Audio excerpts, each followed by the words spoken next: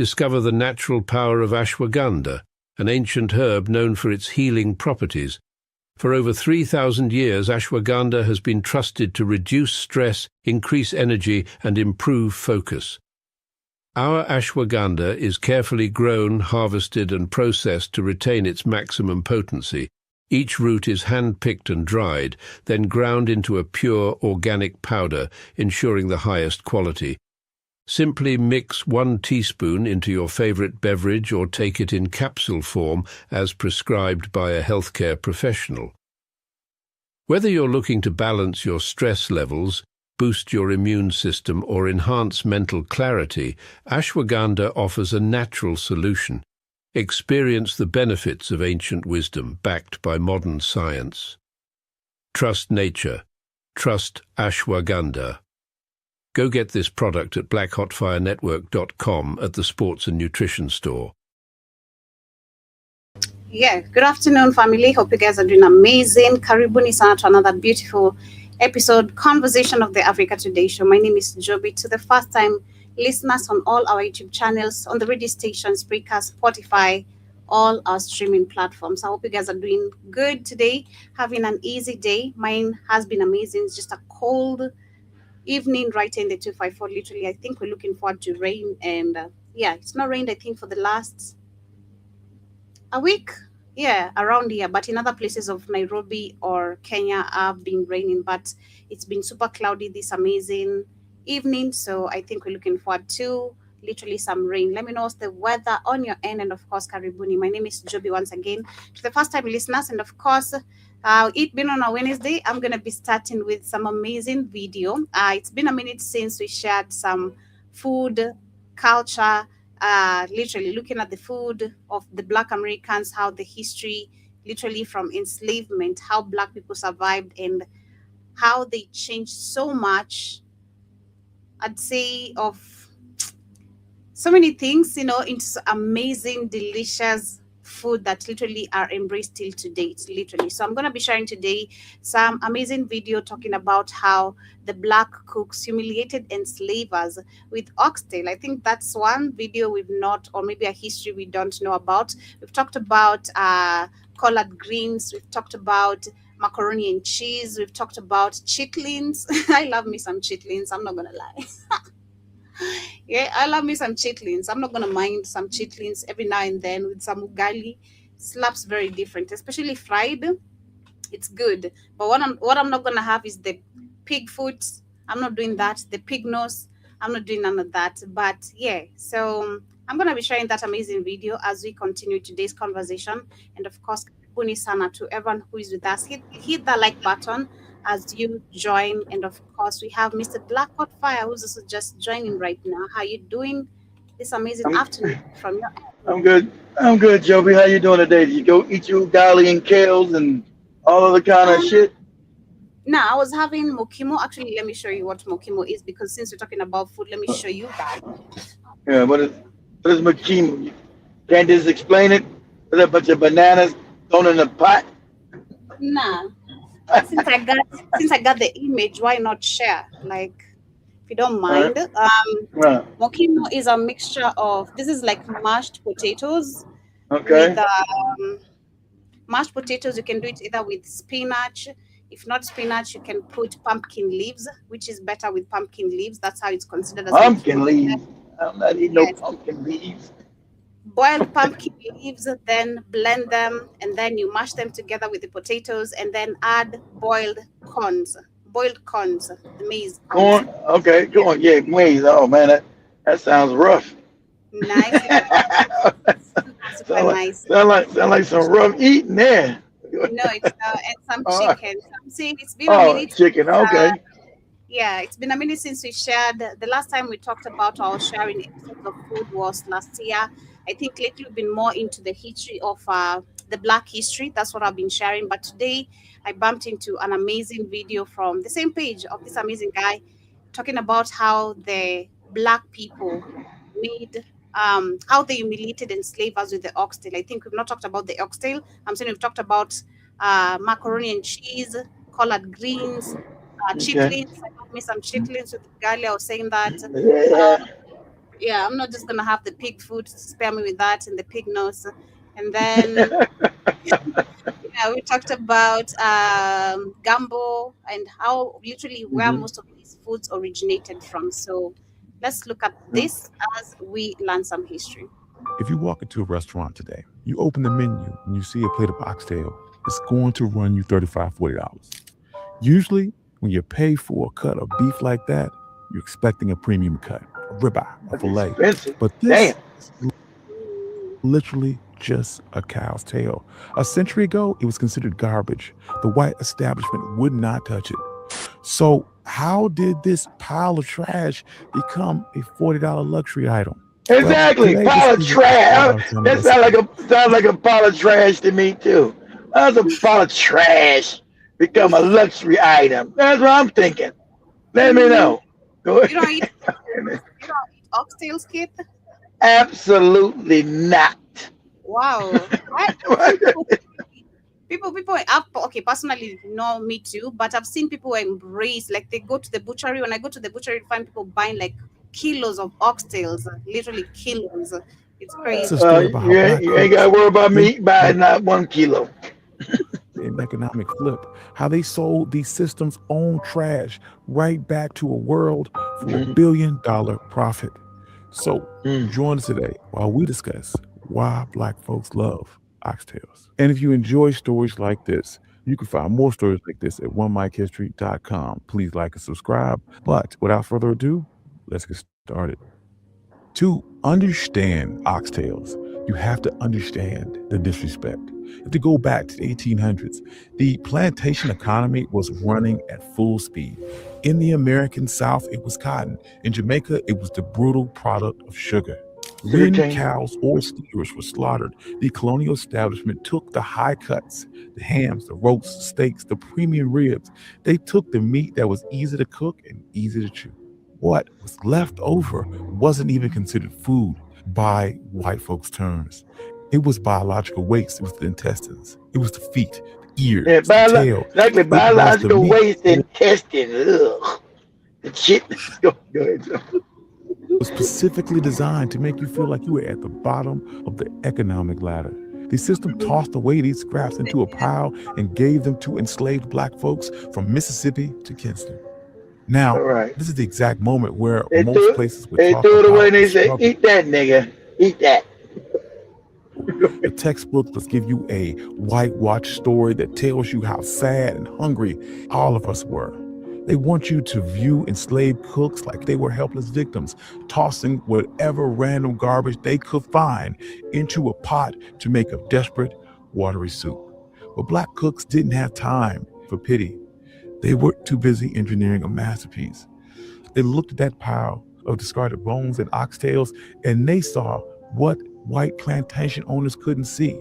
When the white owners looked at oxtails, all they saw was tough, bony, unchewable pieces of garbage. But when black cooks looked at it, they saw collagen, they saw marrow, they saw the building Yeah, block. this is actually a shout out to the bike guy who literally had to carry me after I fell.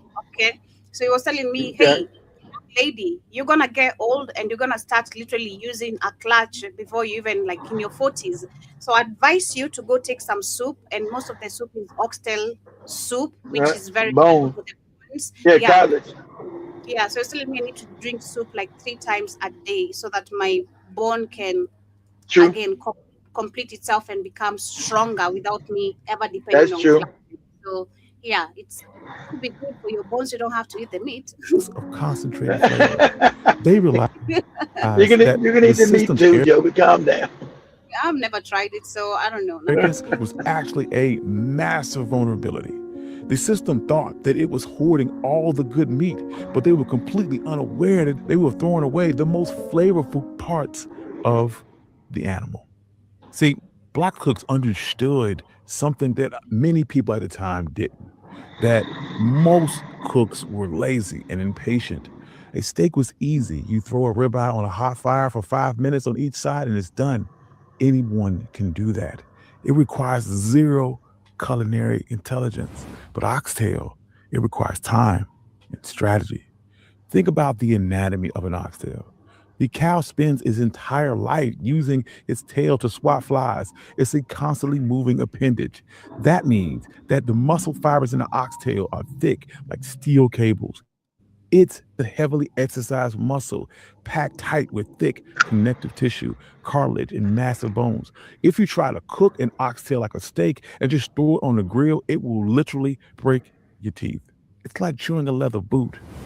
So black cooks across the diaspora hacked the system by turning the cast iron pot into a chemistry lab. They didn't just cook the meat, they broke it down on a cellular level using two parallel methods. In the American South, they utilized the ancestral knowledge of Western Africa one-pot cooking. They seared the meat and submerged it in seasoned liquid and let the low and slow method melt the connective tissue into velvet gelatin, creating a rich, thick gravy. But down in Jamaica, these cooks took it a step further. They looked at the sugar that they were harvesting and weaponized it. They took cane sugar, burned it down to the bottom in heavy Dutch pot until it was smoking and caramelized. Using this legendary browning technique, they tossed in the oxtails and locked in that deep, dark mahogany crust and that flavor profile that is impossible to replicate with just salt and pepper. Then they used the island's arsenal, Scotch bonnet peppers for that aggressive heat, allspice, fresh thyme, and scallions. They let it simmer for hours until the thick cartilage melted away. Then they stretched the meat by adding butter beans to soak up the liquid that was left behind. This wasn't just survival, it was two parallel scientific methods for processing oxtail. They engineered scraps into a masterpiece. They created a closed loop flavor profile where nothing was wasted. Yet, if this technique just stayed on plantations, it would have been a footnote. But black folks were about to move. When emancipation came, the Great Migration kicked off some years later. Millions of black Americans headed north and west to cities like Chicago, and west, Detroit, Harlem, Oakland, LA. And at the same time, the Caribbeans were boarding ships to London and Toronto, Miami, Brooklyn. They packed their suitcases and brought along their culinary blueprints. By the mid-20th century, oxtail moved from rural dirt roads into the concrete urban centers of the world. Black women opened restaurants, boarding houses, and alley cook shops that fed the massive black working class population coming off 12-hour shifts. To make a profit, these business women needed a cheap protein. And oxtails, they were dirt cheap. Why? Because white packing plant executives in Chicago and British butchers in London still thought the oxtail was trash.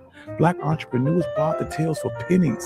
They cooked them using methods that had been perfected by their ancestors, and they sold them by the thousands. This wasn't just a dinner service, it was an economic engine. Black families bought homes, funded churches, sent their kids to college off the profits from this trash meat. Black cooks were beating white butchers by exploiting their own ignorance. I feel like it's because black people have unique way of cooking with the spices that will make anything from trash to just something delicious, Exactly. I think that's the reason why.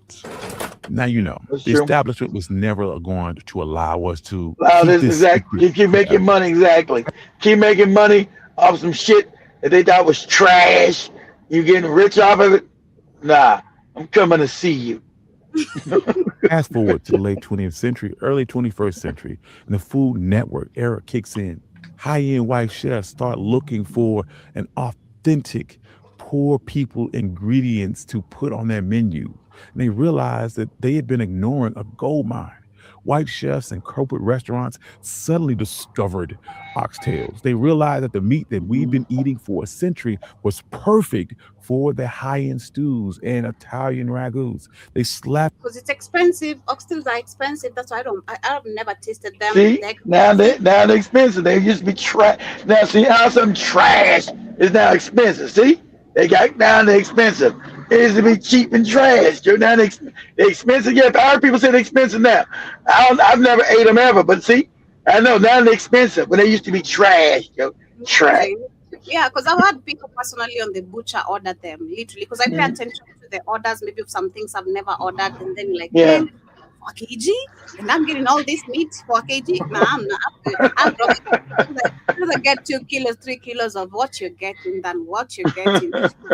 Put on menus and called it nose to tail dining, acting like they'd invented the concept of not wasting the animal.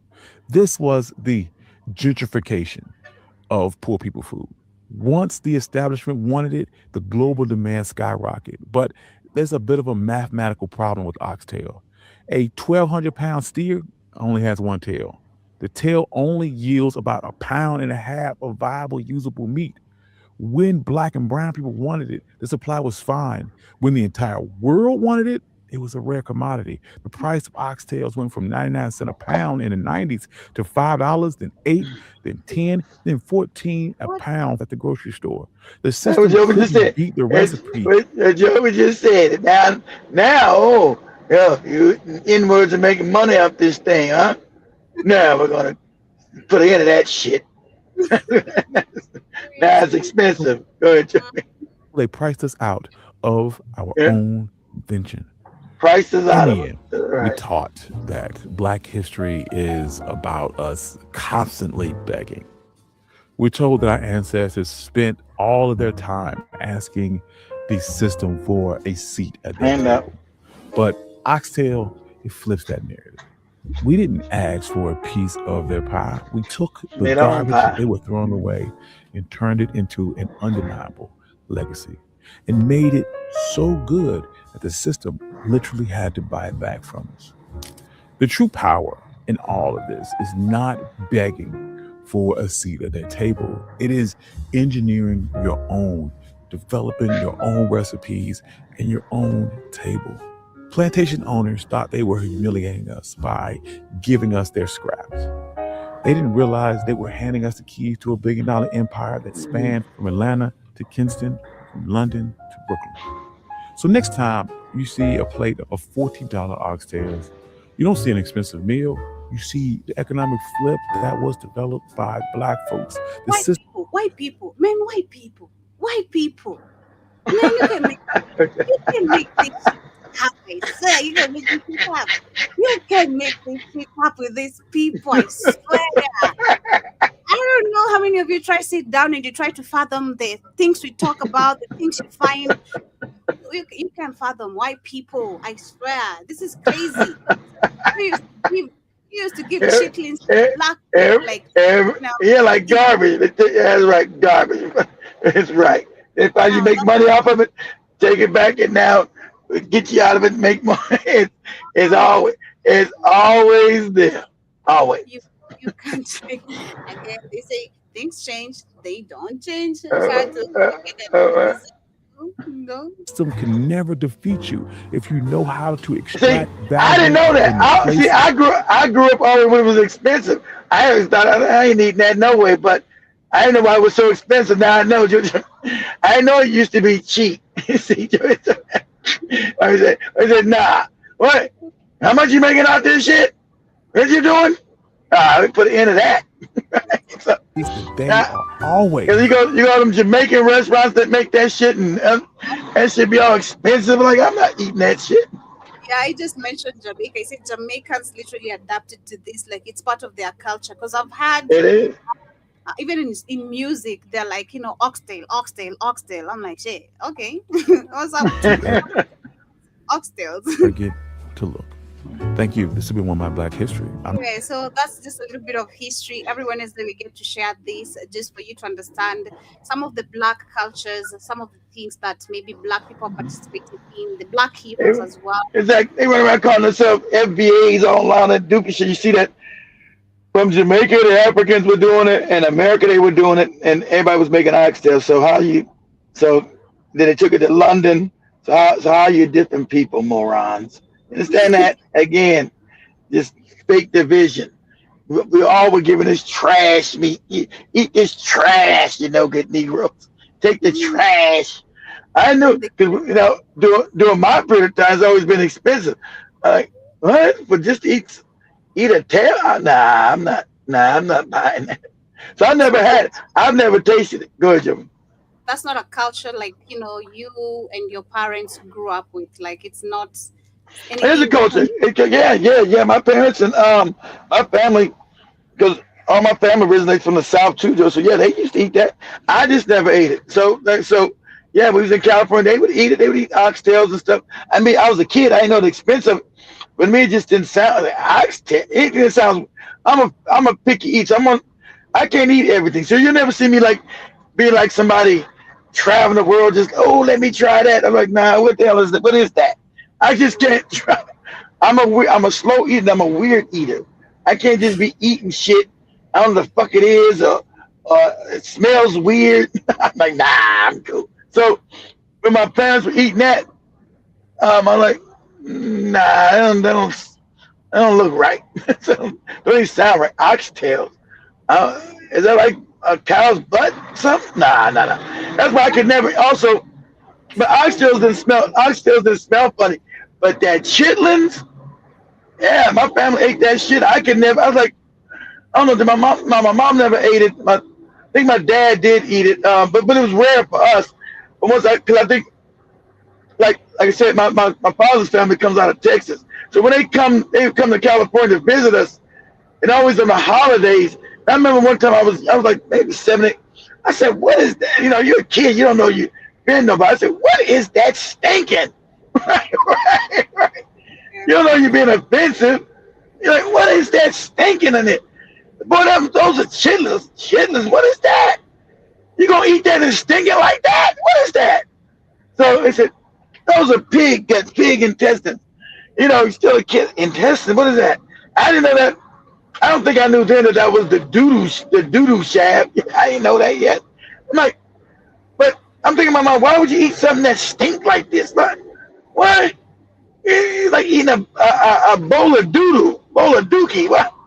Nah. So I never even tried chitlins. And I wouldn't even put it to my lips and like try it. So stuff like that, I just could never try it because I'm really a picky eater.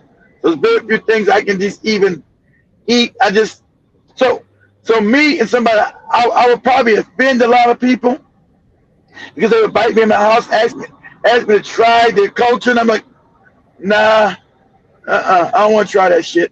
So I would probably offend a lot of people because I just can't eat a lot of shit. Like, nah. Then you make people mad. You say, "Is it good? Is it good?" You can't say, "Nah, this shit nasty as hell." do you guys eat sardines?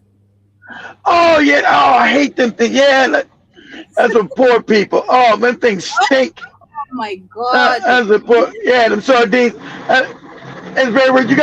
It's very rare somebody I met somebody eat. So I met a lot of cats in the military. I was in the military back in the day. Ate them sardines. I'm like, them things stink. Like, no way. They come in like that silver package. You guys remember that? You guys used to eat sardines and crackers. I think my mom used to eat that shit. We would go, man, that shit stink. Mom, what the hell you eating that shit for?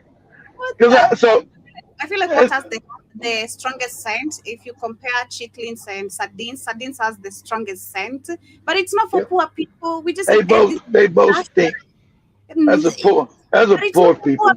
No, it's not for poor people. Oh my god. We had this discussion and you were there actually, me and Shimani, and we were talking about sardines. Like a Ugandan lady saying that this is for poor people. It's not for She said the same thing too.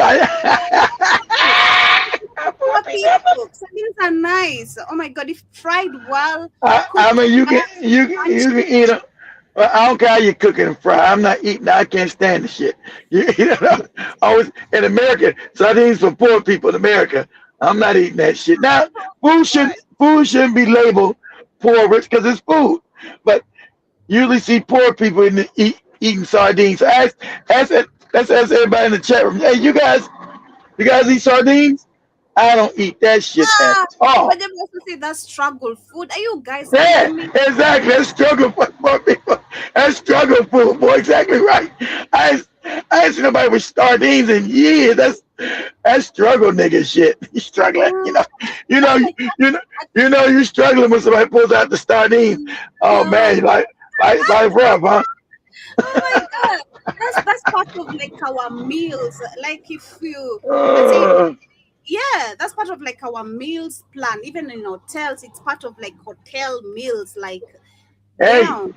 what is Hey, Africa known for? Struggling. So, no, no, no, no, Alexisa. Hey, I'm not struggling. I like me some I sardines, think- especially the ones money brings from and Kisumu. again, They're the best. Oh my God, they're so again, nice. Come to oh, Shmani so- Farm. Shimani brings her trash back in from No, Kisimu.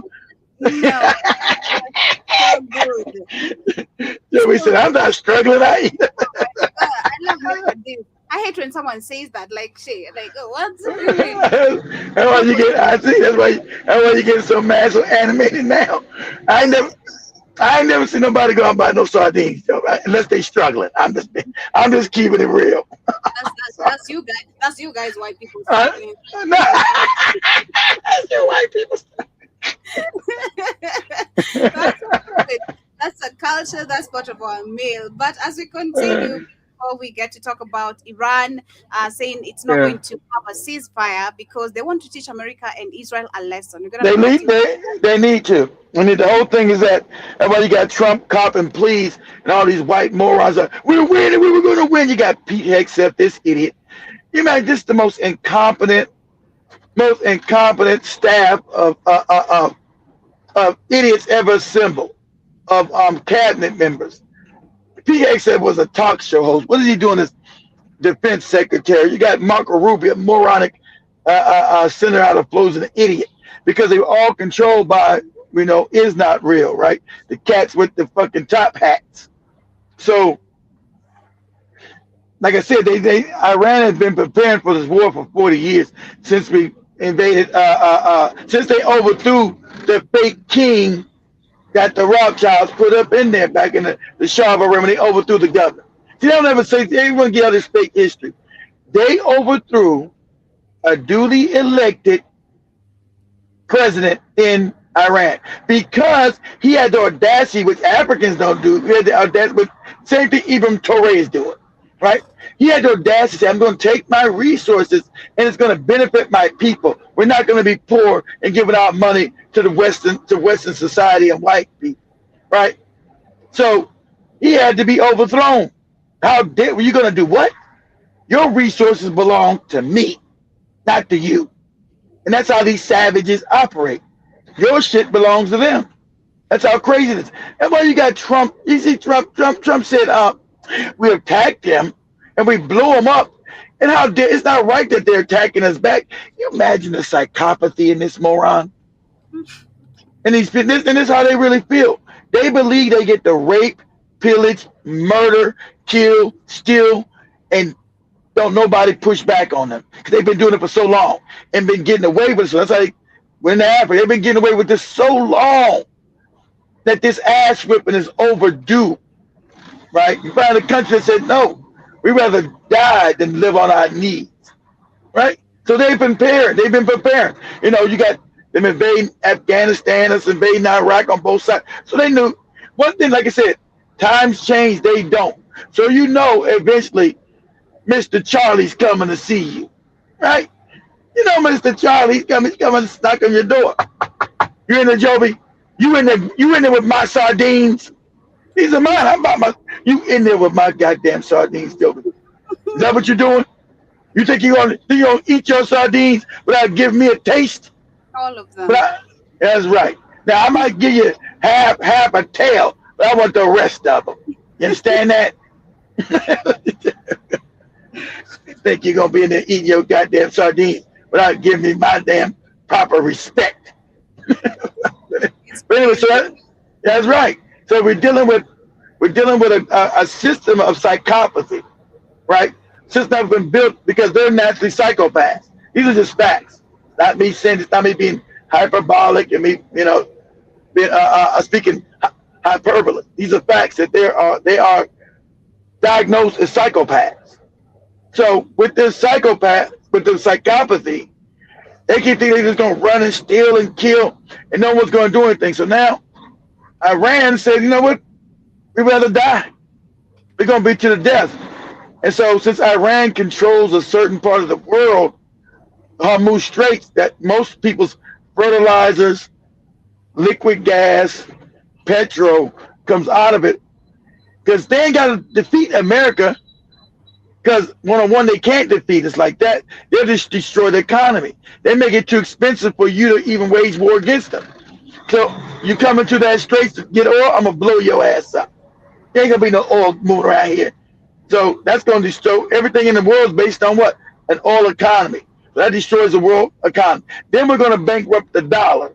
We're going to say, hey, every acquisition that we're allowed to transpire within this region, it's going to have to be within yuan, not the dollar.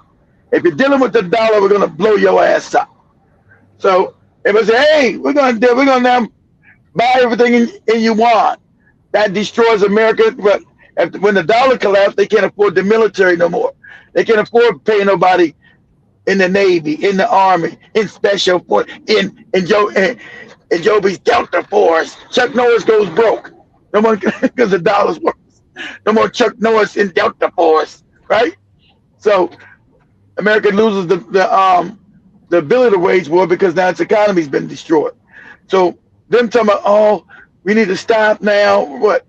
You surprise attack them.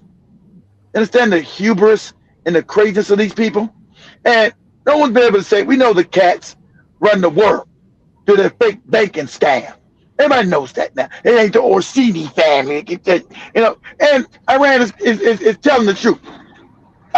America's a puppet state of the Rothschild banking family. That's a fact. Our Federal Reserve is fake. I told you, when we went to Iraq and destroyed Iraq for what? To give them democracy and freedom and all these fake things they give you. Their oil today goes straight to what? The Rothschild Central Bank in New York. Direct. You can look this. They don't hide it no more. You go look it up. Where does Iraq's oil wealth go now? Oh, straight to the Federal Reserve Bank, controlled by the Rothschilds in New York. These are facts. So all this idea that you don't see when you say these things, you become antiseptics. You know what that means? The guy used code words. You become antiseptic, right? So everybody can see their own eyes who's running this world, who runs the planet through their fake banking scam. And so this is now the final play because Iran wouldn't kneel. Iran wouldn't kneel and suck the dick. Well, you're trying to get the dick in the mouth. You know what you need to do, Iran. Iran said, nah, we're not going to do that. We're not going to allow no banks up in here. We're not going to allow ourselves to be bent over. And South Iran, these are the people of the Epstein file. Exactly. They're trying to draw some moral equivalence. This wicked-ass America. Now, they all been implicated within these files that they have not released yet. Now, we know just a little bit, because I told you, most people's minds can't fathom this kind of evil. That they've been fucking babies.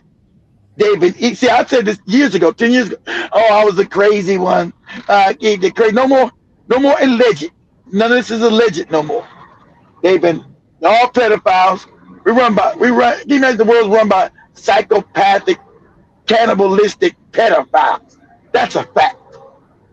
Psychopathic, cannibalistic pedophiles. So we know that all these kids that are missing, they're snatching them up, they're eating them, and they're fucking them. They're drinking their blood. These are facts. And they're trying to give you some more equivalence of Iran being bad. Iran said, why don't they release those files? We got the Epstein file people bombing us and talking about some morality when they actually eating babies and fucking them. These are facts. That's why even YouTube won't even censor you when you say that, because they know these are facts. They've been fucking babies and they've been eating them. This is how wicked and deep this shit goes. But go ahead, Joe. Mm-hmm. So let me share a couple of videos here as we get into that.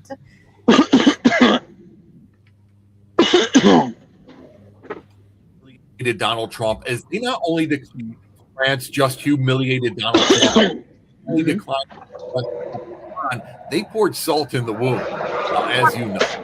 There's a video of Trump circulating of him earlier today saying that Macron is going to be out of office very soon, and this is because France said that they are not going to be getting involved with this war because it has nothing to do with them.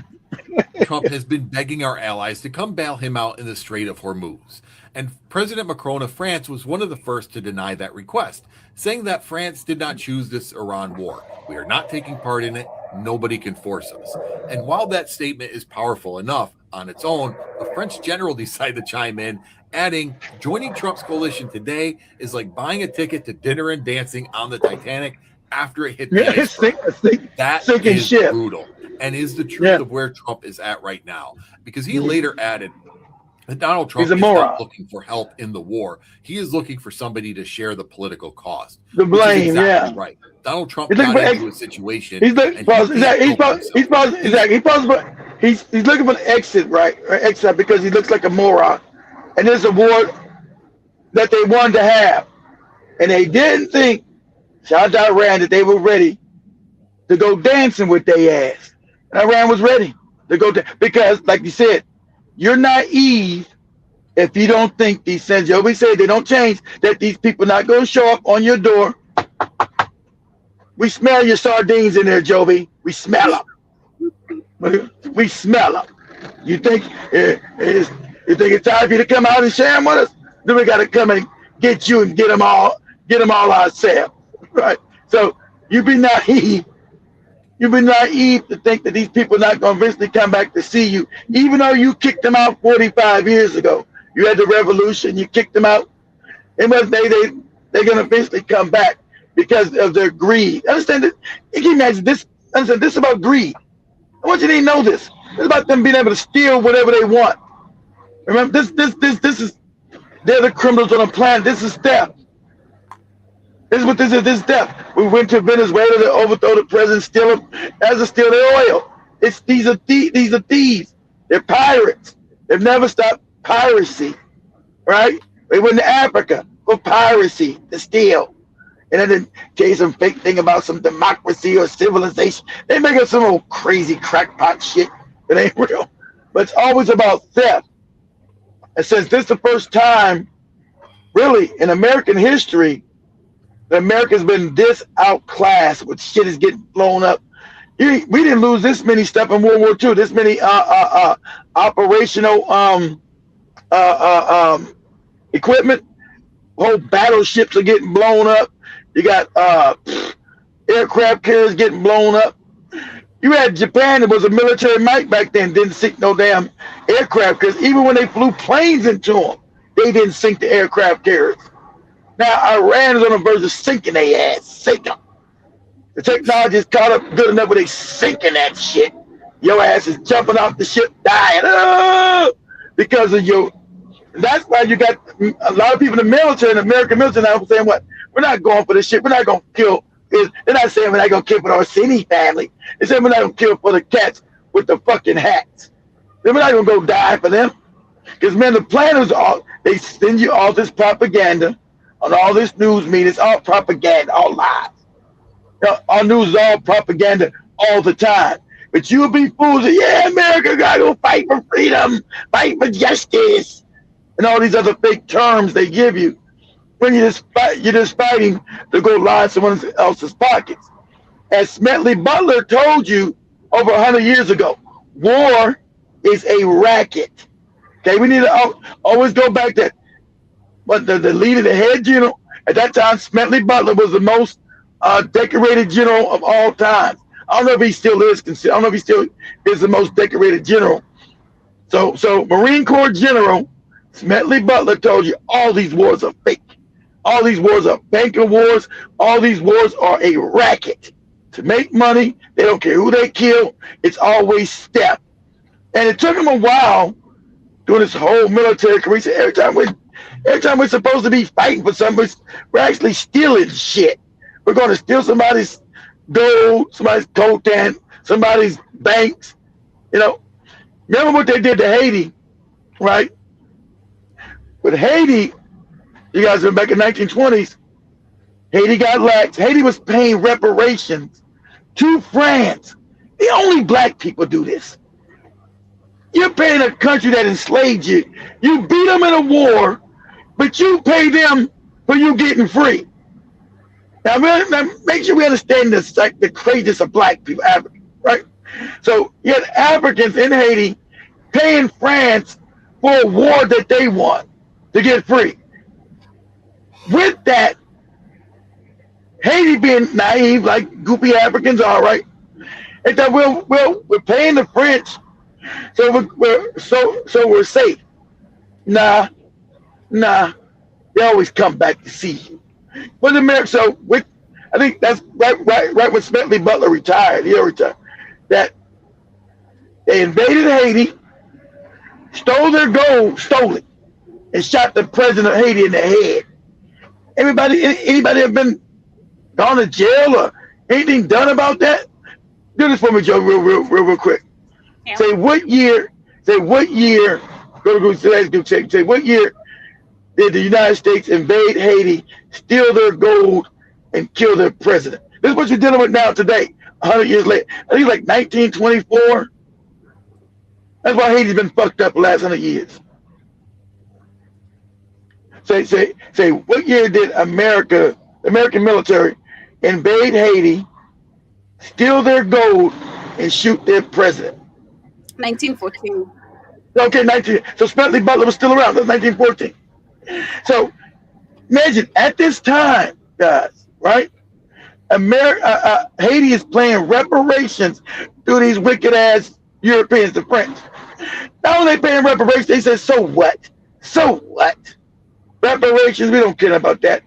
We're still gonna invade you, take your gold, and actually, Joe, I think that gold went back to J.P. Morgan. So let's ask Google, say, where did Haiti's gold end up at? Say, where did Haiti, say when America invaded Haiti in 1914, where did the gold go? I think it went to J.P. Morgan's bank. Oh, cats with the hats, sure. Yeah. Where'd that gold go? They never got it back. Mm-hmm. Does it say? It says following them. It's okay. It says following the U.S. invasion of Haiti in 1915, that is 1914-1915, Haitian gold reserves were seized by the U.S. Marines and transferred to the United States. Okay. Yeah, so the seizure, transportation, that is in December 17th, 1914, the U.S. Marines walked into Haiti's National Bank. They walked in and just stole all their gold. But see, the gold reserves. Yeah, and it was so I'm letting you know, it didn't end up in America, guys. And like they said, they took and put it into America. We said no, that went to the bankers, the cats with the hats. Okay. The same final destination, the gold was transported from the bank under heavy guard to the USS Marquez. I'm pronouncing it right. That's a ship. Subsequently, to New York City to be deposited into the vault of the National City Bank. Now the City Bank. Yeah, Citibank. Who controls Citibank? So we know that didn't go cheaper. So we know Citibank is the Rockefellers. Cats with the motherfucking hats. We know Citibank and Chase Manhattan, that's Rockefeller. Ain't that funny? My gold just leaves my country and goes over to their filthy banks, making them rich again. See, everything for them is about theft, stealing. Then they say they're the good guys. We're fighting to free Haiti and give them justice. So as they come bank you and plunge you into poverty. And remember, even though they stole Haiti's gold, stole their wealth, Haiti still had to pay the white man reparations still. Yeah, we stole your shit, so what? And we want our check every month still. But we don't got it. Our gold was stolen. That's your problem. That's your problem. I don't stand. You still owe some money. You keep paying it. So Haiti got their gold stolen. I want you to understand history so you guys know why Haiti is in the place it is today. Haiti just said, they'll tell you, oh, these goofy niggas, these dumbasses, they can't control their government. They're just backward and fucked up. They'll never give you the caveat or the context of what really happened that you've been dealing with. Go ahead, Joey. I was reporting today where we had 215 Kenyan troops who are deployed there. I think the last batch, they're back in Kenya now. They're sending the Chadian troops who are currently in America. So it's crazy that we've been involved in a war we didn't even start. Something Of that we course. never started. Because they want to make it, they want to make it look like non-racist. So you work for your white European daddy to subjugate other African people. They can say it's not racist. See the Kenyans, see the Chadians. We got the other niggas in there. We're not racist. That's the scam they get to pull. We're not racist scam. But go ahead, Joe. You finish playing the video. A bunch of people from all different countries are claiming that the U.S. is losing this war against Iran from what it looks like. Jesus fucking Christ. Man, we destroyed their entire Air Force. I'm sorry, 86% of their Air Force. So what? In 24 hours. In 48 hours, we destroyed 82% of their Navy. We struck more than... Pause. I want you to see what white supremacy, white delusional nonsense looks like. See, this is a moron. I want you to play all of this. He's talking about what they did and what they didn't do. Not understanding, yes, you've destroyed all these things. Okay, you have. But you're not understanding that it doesn't make a difference. They can't fight us militarily tooth for tooth. But what they can do is destroy the world's economy because most of the oil comes through that area. They ain't got to beat us in no hand-to-hand combat, stupid. See, that's what this white moron's not understanding. So what Iran is doing, he's making sure that there will be no more American presence in that area anymore. So I'm destroying your base in Abu Dhabi. I'm destroying your base in Bahrain. I'm destroying your base in Kuwait. I'm destroying your bases in Saudi Arabia. I'm destroying your bases in Oman. I'm destroying your bases in Qatar. And also I'm destroying your economics footprint. So I'm destroying your Amazon shit there. That Amazon shit that they blow up. I'm blowing up all your Microsoft shit. I'm blowing up all your Microsoft stuff. I'm blowing all that shit up. I'm blowing up your Palantir. Remember, Palantir is the surveillance, how these cats with that want to take over the world and put everybody down with, everybody's got to have everybody's got to be surveilled now. You got to have your a digital ID and you must show your face to get on the internet. Iran is fucking all that up. Thank God. They're fucking it all up. And see, you don't even understand the ramifications of what they're doing. They're making sure that America can't, through the cats with their ass, implement all these wicked ass, diabolical, wicked ass systems to lock the world down. See, this man doesn't even know, but he's thinking about his white supremacy. They're doing this. You're losing, stupid. They're losing because they're showing you. Why aren't you getting any oil? So if you win, if you did all this other shit you're talking about, why can't you get any oil through the Straits of Hormuz?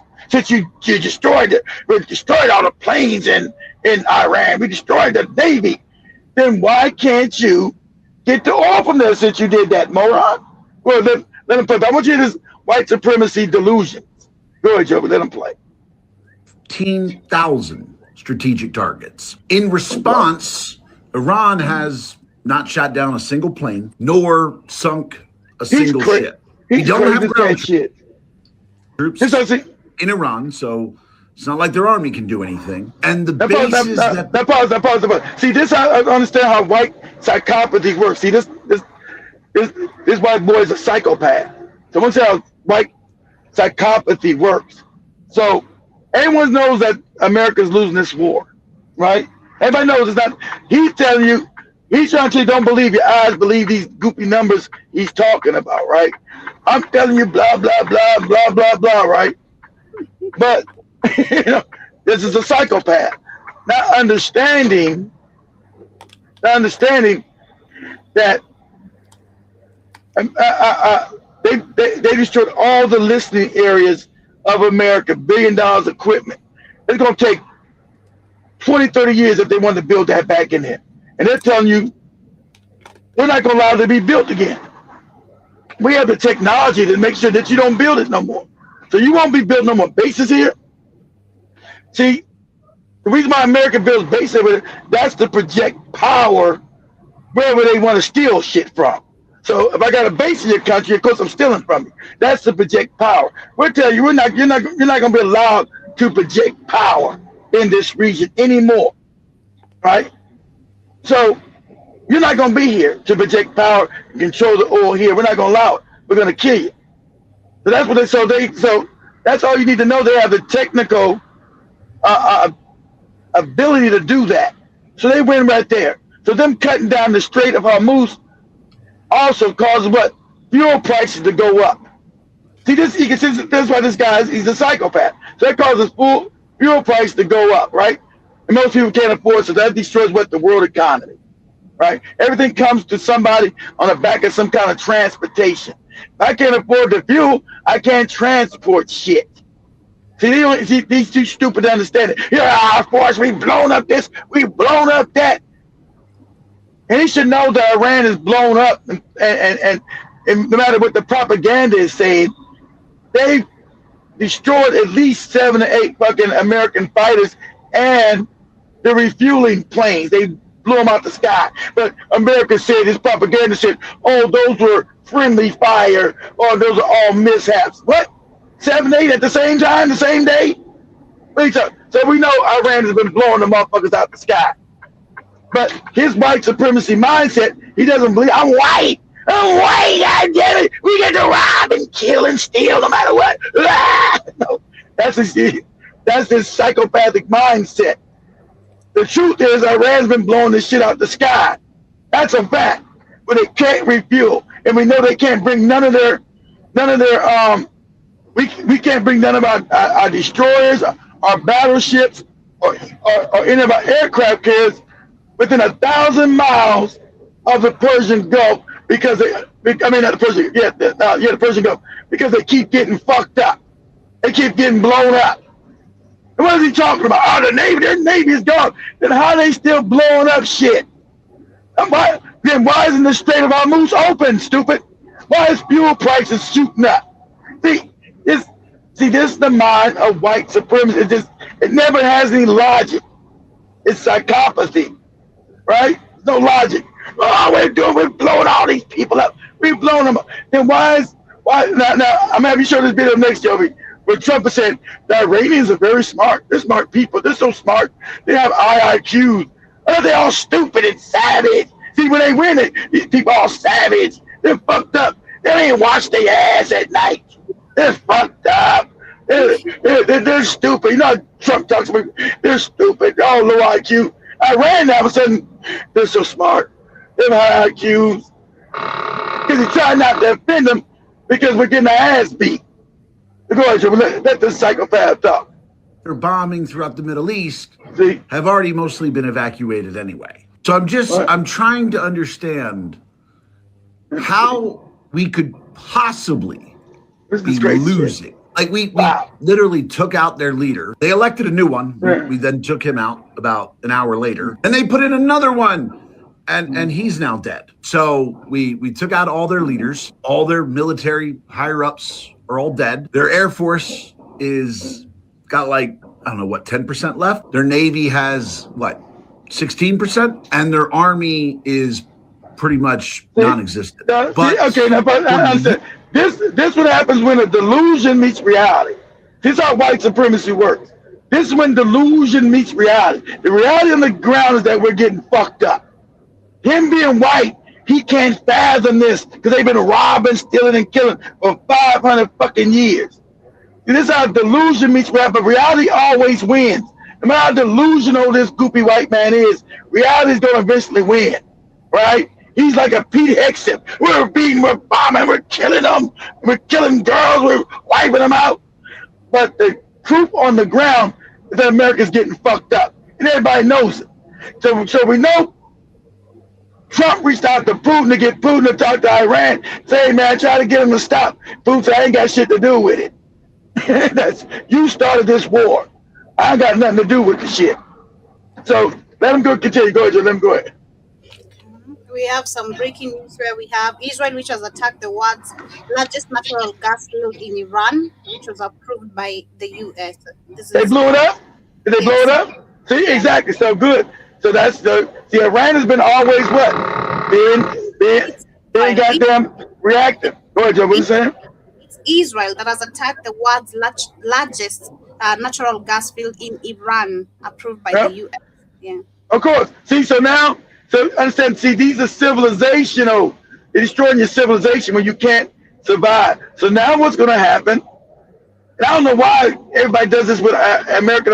You should have been taking offensive weapons. I'm destroying your desalination. There's no water there. You're going to get thirsty and you're going to die. See, when there's war, it's going to be, it's me, I'm all out war. I'm going to break your back. Fuck your people. If you goddamn declare war on me, you invade me, you do a secret attack, fuck that. See, Iran has been nice, but we're not going to do something. No, it's for me, it's all out war. So, what Iran has to do now, hey, cool. All gas fields get blown up. All of them. Qatar, your shit's fucked up. Dubai, the Emirates, all your shit's gone. Kuwait, all your shit's gone. Everything in Israel. See, remember, Israel's got most of its gas and oil things sitting on structures out in the Mediterranean. All that shit's gone. See, hey, wait, you're talking about civilization. I'm breaking the back of your civilization. Your people would not be able to survive when I get done with your ass. Okay, I'm going to all your key infrastructures that make your civilization work. Your power, that's gone. You'll be sitting in the dark. Your water, that's gone. Your motherfucking oil, that's gone. So get off of him, Joey. I'm gonna now. I want you to go. That's cool. I think this is the best thing in the world that can happen. Now all gloves are off, Iran. All gloves are off. All gloves off. So say I want you to type in TikTok. Say Israel's main energy source of oil and gas sits in the Mediterranean. Type that in TikTok. Open. You can't protect it. It's gone today. It's gone. Today. We're talking about all-out warfare now. All out. The gloves are out. Ever wondered what lies beneath the Mediterranean Sea off the coast of Israel? Yep. Perhaps you've heard of the Leviathan gas field. No way to protect it. Gas located 47 kilometers southwest of the Tamar gas field. Today, we delve into the extraordinary story of the Leviathan gas field. The Leviathan gas field is nestled in the Levantine Basin, a hydrocarbon-rich area, and one of the largest offshore natural gas field discoveries. Spread over approximately 330 square kilometers, the field comprises 4 production wells. Pause that. Ain't no way to protect it from one of my fucking missiles. So now we're going at the civilization shit now, right? That's what they did. They said all hands up. That's what they did right there. All gloves. When Joby said that's bombing, you guys understand we're talking about civilization warfare. Because usually it's going at the military targets. Because he said, okay, we're just going to go at the military targets. This is not a military target. This is civilization. I'm destroying you to be able to function as a country, as a civilization. Cool. I'm with it. I wanted that at the beginning. I'm with that. I'm with that shit. So now I'm coming at the desalinization. Oh, the water's gone. Anybody over stuck in fucking Saudi Arabia, Dubai, your water is gone. I'm wiping all that shit out. That shit that y'all be showing called the Leviathan, I know the name of, that's gone. That's gone. You'll be sitting in the dark sucking your own ass. You won't be able to have food production. You'll be sitting in the dark for years. You won't have no gas to move shit around. Your lights are going off. That's a wrap. That we talking about destroying civilization.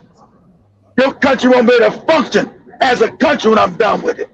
Your desalinization, that's gone. There will be no water. I don't know, you'll be drinking sand. You'll be drinking sand out of a straw when I get done with your ass. And since Iran has the capability to do it, that's what I'm doing. There are no more restraints. There are no more, okay, if you do that, we do this. You do this, we do that. Nah, that's out the window. There's no more restraints. There's no more restraints. This is civilization ended. We're in war now. It's all out war. That's it. And we know it's going to reach this point. They're right because they're losing. We know they had to go to completely knock out Iran as a civilization. And you should have known that. Because you know, you're dealing with psychopaths. Okay, cool. That's what's up. Now I'm telling you what I think. Not what I think I know. What I know, I know. I know war.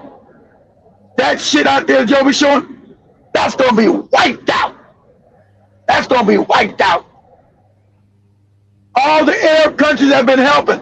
All their oil fields wiped out. You talking, boy, man, they about to fuck my dollar up. Shit, you talking about all out civilizational warfare now. That's it. I hope you guys got your gardens, got some land, because now America done fucked up now. Because we talking about civilization changing shit now. Remember, all other countries, especially the Asian countries, Asia depends on this oil. How they gonna survive? Their lights are going out. Their manufacturing is gonna go dark. And they're gonna grow food. Most of fertilizer, some of it goes to Africa, not all of it. Most of it goes to Asia. So, yeah, they won't even grow enough goddamn food. You know, even be able to suck their own ass. With depth of more than 5 kilometers below sea level. The field is situated in the Israeli exclusive economic zone, approximately 130 kilometers off the shore. The economic zone. Exactly. Economic. You're destroying the man's civilization. Go ahead, Joe. Of Haifa. The Leviathan field began commercial production of the gas on the 31st of December 2019. The production flow lines connect the wells to a fixed platform where the processed gas is transferred to an onshore tie-in point at Dor. Not no more. Not no more. When I get done with it, it won't be doing that. Not no more. When I get done with it, it won't be doing none of that shit. That shit gonna be at the bottom of the Mediterranean, bottom of the sea. That's what it's gonna be doing when I get done with it. Go ahead, Joe. Pipeline. The field boasts an impressive estimated gas reserve of approximately 605 billion cubic meters, while condensate reserves are estimated to be 39 million metric barrels. That is impressive. The field is expected to produce up to 1.2 billion cubic feet per day of natural gas. This abundant source. That's a per day. Now, when I get done with it, it ain't. Of natural gas will not only help Israel reduce the use of coal in power production, but also make Israel a natural gas exporter for the first time with offtake agreements from Egypt and Jordan. Exactly. Not no more. Now when I get done with it, ain't gonna be no lights on in Egypt either. When I get done with it, not no more. Not no motherfucking more, it ain't. I'm telling you, next couple of days, that thing's gonna get blown up. Go ahead, Joe. However, the Leviathan gas field hasn't been without its share of conflicts and challenges. Environmental concerns have been raised by local residents and environmental activists due to the visibility of the Leviathan platform from towns in the Mount Carmel area and even the beach. Fears of air pollution, water contamination, and seismic risks from the gas production have also been voiced. The Israeli government has tried to address these concerns by imposing strict environmental standards and monitoring systems on the project. Legal disputes have also plagued. I'm about to fuck the environment up on purpose. So that shit gonna be going on to the beaches. You're gonna be fucked up. I'm about to fuck that all up. All of it. Leviathan gas field, both within Israel and with neighboring countries. The project faced delays due to regulatory uncertainty, antitrust issues, and court challenges. The Israeli government had to approve a controversial gas framework deal in 2016 to allow the project to proceed. The deal was challenged by opposition parties, civil society groups, and the public, who argued that it gave too much power. Okay, we know what I said. Now I want you to go check that. Say, Trump says the Iranians are smart people and have high IQ. Yeah, they're pretty smart. You know, we hit them, they're smart people. They're pretty smart people. You understand when the war goes? See, now they're attacking Iran as a civilization. So you usually want to just deal with military. Oh, go ahead, Joe. People don't understand to a large. It's a big chess game at a very high level. It's a very high level chess, the highest. And I'm dealing with very smart players. These are smart people. They don't get there. You know, when you deal with some of these they're smart people, you're dealing they're with not high stupid. They're smart, high IQ level, intellect, very high IQ people. IQ. Breaking news, the US president is now praising Iran that he is actually dealing with very smart people with very high IQ, high level of intellect. Much more. All because people don't understand to a large, it's a big chess game at a very chess high game. level. He's playing 5D chess. Highest. And I'm dealing with very smart players. These are smart people. They don't get there. You know, when you deal with some of these people, you're dealing with high level intellect, very high IQ people. Imagine from calling them terrorists to a point. Exactly. Man's calling them terrorists. Now you do it because they're winning. Exactly. Now they're smart. They even know how to wipe their asses right. People with high level of IQ, smart people, genius. This is not even praise. It's actually a reality hitting late. What do you think about Donald J. Trump remarks on the Iranian people? And according to the ranking, it's turning out that Iran IQ across the Middle East is actually on another level. You can literally check this. Breaking news, the U.S. president is now speaking about Iran in a very different tone. He says he is dealing with very smart people, individuals with very high IQs and strong intellectual ability. According to him, many people don't fully understand. What did he say about that? It's so low IQ. How you learn English, you goofy niggas? Your IQ is all low. It's a friendly takeover, nothing friendly takeover. Understand the situation. He describes it as a complex and strategic process, like a high-level chess game being played on the global stage. He explains that the negotiations and interactions involve highly intelligent players on both sides. In his words, these are people with very high IQ and high-level intellect. He emphasizes that when dealing with some of these individuals, you are facing people who operate at a very sophisticated intellectual level. The situation, he suggests, requires strategic thinking similar to the highest level of chess. What makes the remark striking is the contrast in tone, from previously referring to them as terrorists to now acknowledging them as intelligent and capable individuals. First of all, dirty terrorists, dirty-ass terrorists, sucking their own babies' asses. What? Dirty terrorists. He said, remember he told you they were so stupid. How did the kids get bombed in the school? Well, these dumbass Iranians probably bombed their own daughters and shit. They killed their own girls. These terrorist bastards. Now all of a sudden, these are very smart people. High IQ. This is a game of strategy, like high chess game. These no good 30 motherfuckers are playing 5D chess. Go ahead, Joe. $100 a barrel. This is how life can change in the United States when in it. With oil being blocked, most people think that just our gas is going to go up. But in fact, essential in things like medicine, energy, and everything else pretty much in the world. If oil hits $300 a barrel, which they are predicting it will, gas prices could go up to $15 per gallon, and medicine will almost double or triple the cost that it is now. But Exactly. Pause it. Now, if you're all fucked up, you've been eating bad, you all these medications, man, you ain't gonna be affording none of this shit. You're gonna be dead and stinking because you're not gonna be affording none of these medications. High blood pressure, diabetes. Remember, all this shit from Rockefeller's oil-based. It's all oil-based shit coming from that dope. So all your oil-based medicines you've been consuming, it keeps your butthole from bleeding out and all that shit. You better get a bunch of it now because it's going to go up astronomically. See, Iran is hitting the economics with that other goofy white supremacist talking. I don't know how they win. We didn't blow up the planes. We didn't blow up the ships. Moron. That's why you're an idiot. Most of you, you're stupid. They're playing an economics game, stupid. They're destroying your economy.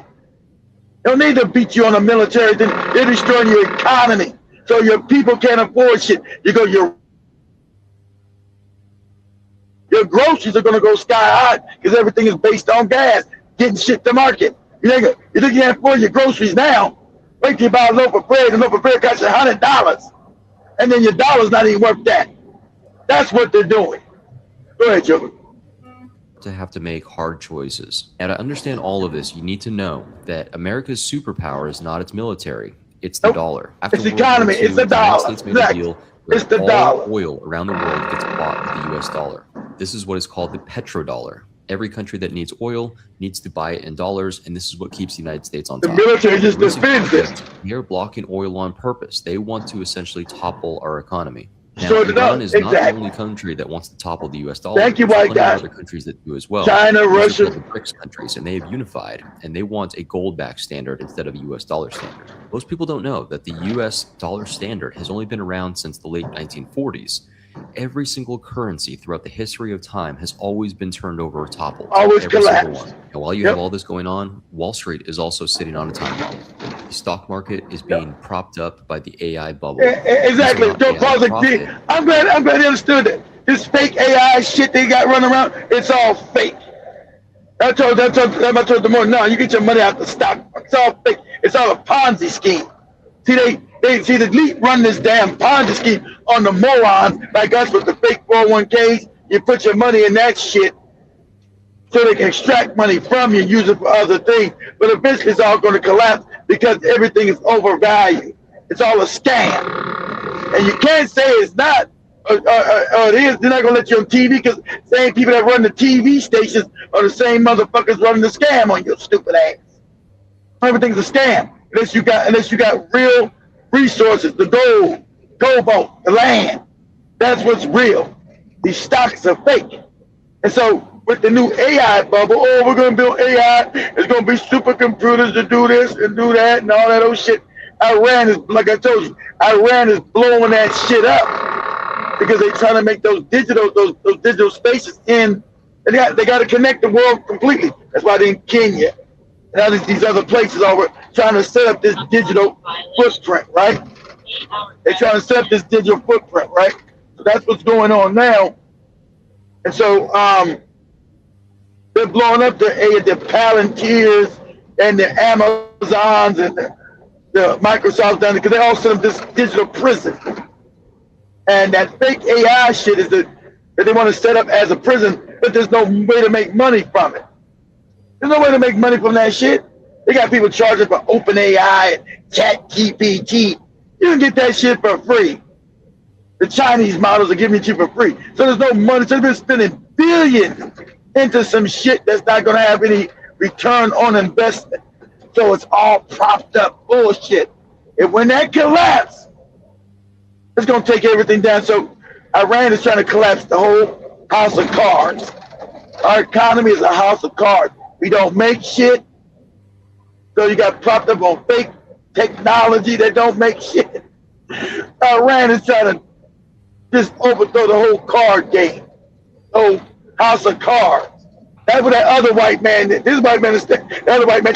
We've blown up everything. We've blown up their military. We've blown up their navy. It ain't about that, you fucking moron. They're destroying the world's economy.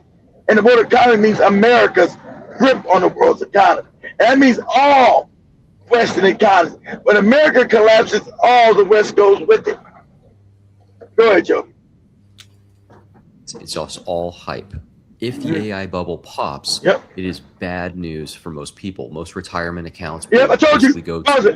Zero. Pause it. I told you your 401k. Well, even said, I said your 401k goes to zero. That fake ass shit.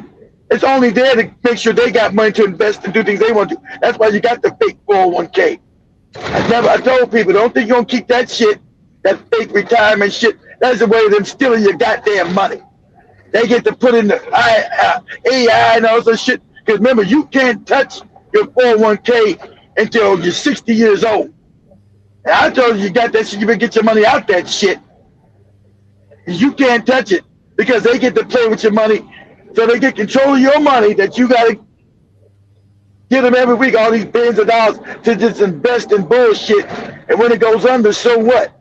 That's what I said. Your 401k, Social Security, all that shit's going to go under. Right? Hey, why are you building so fast in Africa? Because I'm not a moron. Go ahead, Joe. And the U.S. will be in a very, very bad situation. Now, this is where Ray Dalio comes in. If you don't know Ray Dalio, he was a very successful investor, but he also wrote a book called The Changing of the World Order. What he talks about is that every 75 to 100 years, there's a changing in the world power.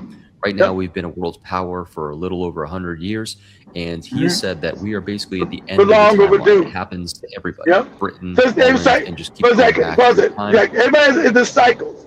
I told you, exactly. Everything's cyclical. Things go up, things come down. No empire lasts forever. America's at the end of the empire. Like I said, you guys ask me, what date, Keith? I don't fuck I know what date. Shit, goddammit. I'm just telling you, we're at the end. We're on the declining part of this empire.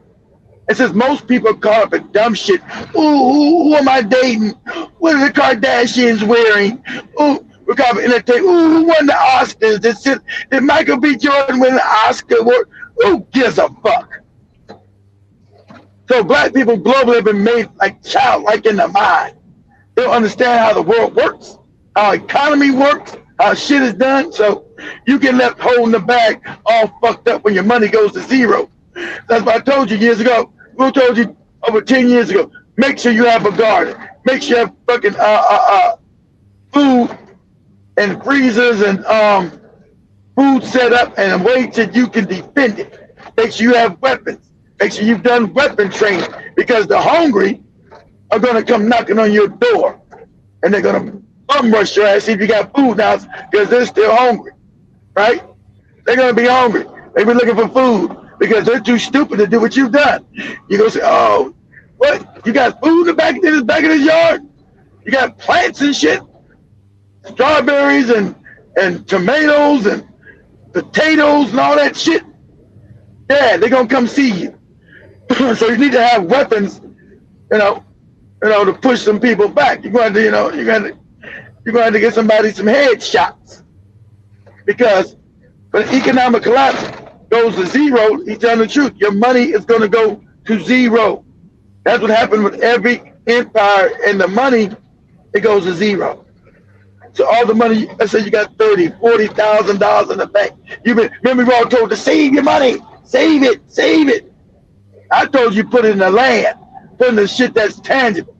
So when the money collapses, you got $40,000 in the bank, it becomes zero, worth nothing. You have $40,000 today, and tomorrow you got zero. It's still $40,000 in there, but it's worth nothing. Go ahead, Joe. Every superpower eventually topples. It's not a prediction anymore, it's a pattern. Now, the scary part is that all three of these things are about to topple at the same time. Oil, the stock market, and the dollar. But to make matters worse, they have started hitting desalination plants. Desalination plants are critical for water supply. Pause it. I told you, I've been through this, what you do. We talking about all-out war now. Fuck that. All gloves are off. When I go to war with your ass, we're going to war. And I'm going to strategically destroy you. I'm destroying you as a civilization. Not as a military power. I'm destroying you as a civilization. That's what I'm going. Yeah, am I diabolical like that? Yeah, that's the way my mind works. I'm destroying you so you won't ever get the fuck back up again. Right? So that's why I told you, before they start doing it, I'm going after desalinization. I told you that 2 weeks ago. That's what I'm hitting. I'm busting you in the mouth. Then I'm going to hit you upside the head. Right? I'm destroying you as a civilization. For years, that place you call your home will be uninhabitable. You won't be able to live here because you won't be able to drink shit but your own piss. You drink your piss. That's what you drink. Fucking with me. Go ahead, Joey. Did attack or a drone attack on California on our desalination plants. They're going to go after our most critical resources via cyber attack, via natural resources. So you need to be prepared. This is what I would do to prepare. I've been saying that. Have a stockpile of any sort of common medicines for you and your kids. That is what I would stock up on immediately. Additionally, get food supplies for the next few months. That is what you're going to need. I've been saying this forever. Saved away. That vacation that you were thinking about taking, I would double think that, because the prices of AC, air conditioning, are going to go up dramatically. We're going to have a very hot summer here in the United States, and the price of oil is going to go up to $300 a barrel. Now, we use 40% oil to power our energy supply here in the United States. So the prices of everything are about to go through the roof. You need to be prepared, and you need a backup plan. We're not winning against Iran. We're not winning. What message are we sending? We're sending a message that we're... Pause it. Yeah. See, this is the other crazy white supremacist. How we not winning? We blew up some ships and we blew up some planes. Shut your goofy white ass down. Put your dick in your mouth and shut the fuck up. Go ahead. Bunch of fools. we started a war we can't win. Yeah. Exactly. The FT had a big editorial today. This is the Financial Times, which is very sympathetic to the United States and the various cockamamie schemes that we come up with. Exactly. The Financial Times is owned by the Rothschilds, guys. So they even got to admit, we fucked up. Yeah. But they ain't going to affect them. They ain't going to affect them as much as it's going to affect the common man, or what we call the common Manechi. We about to get fucked. I'm trying to build as much as I can while I can. Go ahead, Joe. Times usually supports us. They're saying we had no objective, no clear objective. We didn't have the required military forces to achieve any of the objectives that we were floating. The military, we had no plan. The military, the real military, not the yes men. The real military told you don't do it. Don't do it. We don't got to think. Don't do it. Trump fired all them. Get out of here. You're fired. They listen to this, stupid. Don't do it. We can't do it. And you're going to destroy the world's economy, and you're going to break our back as an economy. Don't do it. Oh, shut up. You're fired. Man, that's what they say. And of course, they're correct. Yes. So the question you want to ask yourself is, what does this tell the Chinese, and what does it tell the Russians? The Russians. It tells them that we are incompetent. And of course, the Russians have had enough. Yeah. It said, everybody knows now, it's got so bad in America, just like we're like the Africans, that America's run by morons. That's a fact. Trump is a failed businessman. He never made any profit in his life. He was profited by the Rothschilds. I've already took you guys through that and showed you. Every business he did, he got bailed out by the Rothschild banking family. He's an idiot. But they won him there to make sure he did his business. Pete Hegseth, man, how the fuck is he the Secretary of Defense, or what he called war? These are literal morons.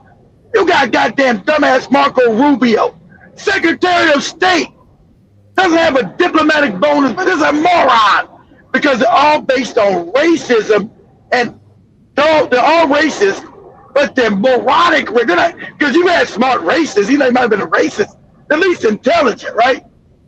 These are the morons. These are your hillbillies. These are your goddamn Billy Bobs. These are the ones that have been fucking babies and eating them. These are the ones that have been fucking their daughters and shit. Fucking their baby girls. Hey, baby girl, let daddy come over here and let daddy put his dick in you. These are these motherfuckers run the country. So we know the incompetence. I wouldn't say they reached the level of incompetence. These are fucking morons. Have you ran an actual IQ test on Trump? Trump's an idiot. They know that. They've already diagnosed he's an idiot. He's stupid. I'm not trying to be hyperbolic and nothing against him. Trump is stupid. Okay? You should listen to Pete Hegseth. Do an IQ test on both these. These motherfuckers like functionally retarded. We got functionally retarded people running the country. They're functionally retarded. That's why they're functionally retarded. Go ahead, Joe. Dealings with Steve Witkoff and Jared Kushner to fully understand just how incompetent we are. Yeah, and we should make it very clear that the Americans have granted Russia sanctions relief in order to allow more oil into global markets. Now that presumably represents a windfall for Vladimir Putin in his campaign against Ukraine. See, this is how we know we're losers. Since we got the dollar, we can sanction everybody. But we do African countries. Everybody don't follow what we tell them to do. We sanction them. We destroy their economies. Okay? So Russia has been hurting. It's already a poor country. So Russia's been fucked up since we sanctioned their ruble, sanctioned their oil. We had no choice but to let Russia come back and sell its oil at full market price, because that oil had to be on the market, because Iran is taking care of business over there in the goddamn Gulf, the Persian Gulf, at the Straits of Hormuz. That other white supremacists don't understand that. Why do you think we allow Russia to now sell its oil? Why do we take the sanctions off of Russia, you moron, and we're winning? Because we got to have that oil in the market, or it's going to collapse the world's economy. Whole world's going to be destroyed. That's why, stupid. Go ahead, Joby. Flabbergasted, John. They're flabbergasted and outraged. And on top of that, we're burning through Patriot missiles, the PAC-3 Patriot missiles. Them goofy missiles. Which that's $5 million. And that's two. And the Patriots are what the Ukrainians are begging, that the Ukrainians are begging for. And we're burning them up in the Middle East. By the way, Tom, to get back to East Asia again, we're pulling Patriots and THAADs out of East Asia. These weapons are there to contain China. So before I said that Marine Expeditionary Force, which is going to the Middle East, is coming out of East Asia, so are THAADs and Patriots. This shows you how desperate we are. Pause it. All the Marines are going to be, because they always send the Marines go first. Marines go first before any part of our military, because we set a beachhead. So you send in the Marines when you're about to do a land invasion, right? You send in the Marine Corps first to get to occupy land, right? But that ain't gonna work, because where you gonna occupy land at? There's no safe place for you to fucking stage Marines to go and try to invade Iran. There's no safe place. So all these fucking Marines are gonna get murdered. Gonna get wiped out, right? You got your Marine Corps shit on, you about to get wiped out. You're gonna get wiped out. I'm telling you what's going. If they put the Marines anywhere near Iran to try to invade Iran, I'm gonna be a psychic. They're gonna get wiped out. That's the end of their ass. There's no safe place to stage them at.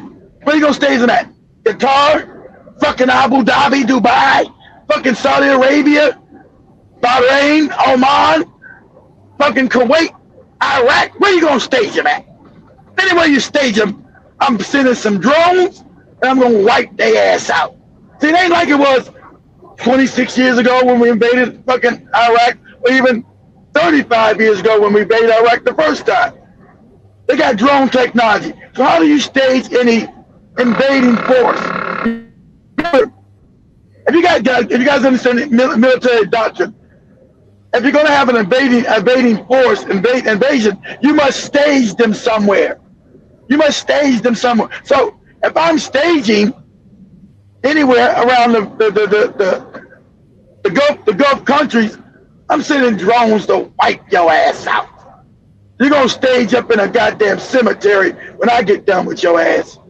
That's where you're going to be staging at, in the cemetery. I'm going to be killing all you motherfuckers. How about you staging? I'm going to kill everybody standing around getting ready to invade me. I'm going to send drones over there, and I'm going to blow all you motherfuckers out. Go ahead, Joe. I want to emphasize very strongly that General Kane, who's the chairman of the Joint Chiefs of Staff, who was handpicked by President Trump to be the chairman. Even though he was a 3-star general. But go on. Yeah, he was a 3-star general who was brought out of retirement. He was made a 4-star general and made chairman of the Joint Chiefs of Staff by President Trump. So he's President Trump's man. He has, however, behaved admirably throughout this whole run-up to the war and in the war itself. And General Kane has made it unequivocally clear that we could not win a war of the sort that we're now in, and that we don't have the necessary munitions to sustain a long war. And if you look at what's happening now, we're just seeing his assessment play itself out. Well, John, you've been describing a remarkably dangerous scenario here. So just to clarify, you're saying the US can't win this war, and if Now, here's something to ponder. If Israel believes it's losing the war with Iran, and that, of course, this is all providing, as you've argued before, a powerful incentive for the Iranians to actually develop a nuclear weapon. And I can't believe I'm even asking you this question, but could all of what we've discussed, could all of that create the circumstances in which Israeli leaders might contemplate the use of nuclear weapons themselves? Yeah. Well, this war was designed to make sure that Iran never had the capability to develop nuclear weapons. It's clearly going to fail. We knew that wasn't what this war was designed. This war was designed so white people can steal their resource, steal these people's oil. And of course, with them doing that, they would stop them being able to also develop a nuclear missile. This is about them stealing their shit. I'm saying, hey, on a high level, got to be. This is about them being able to steal people's shit. That's what they've been doing since these bastards got control of the planet. They've been running around the world stealing people's shit. So this is about them being able to steal somebody's shit. That's what this is about. Go ahead, Joe. All accounts, the Iranians have 400 or so kilograms of 60% enriched uranium that they can easily turn into weapons-grade material. The bomb. Even if they didn't have that 400 kilograms, they could easily just create more weapons-grade material. They have the enrichment capability. Exactly. So in terms of destroying their capability, Iran's capability to develop nuclear weapons, we've done nothing of any consequence in this attack. Furthermore, we have incentivized Iran to get nuclear weapons.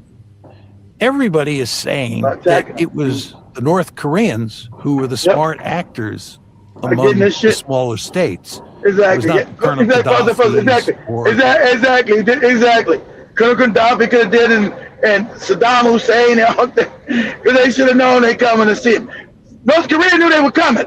North Korea said, fuck that shit they talking. Why is these white terrorist motherfuckers the only one supposed to have nuclear weapons and they're the ones get to bomb and kill and steal people's shit?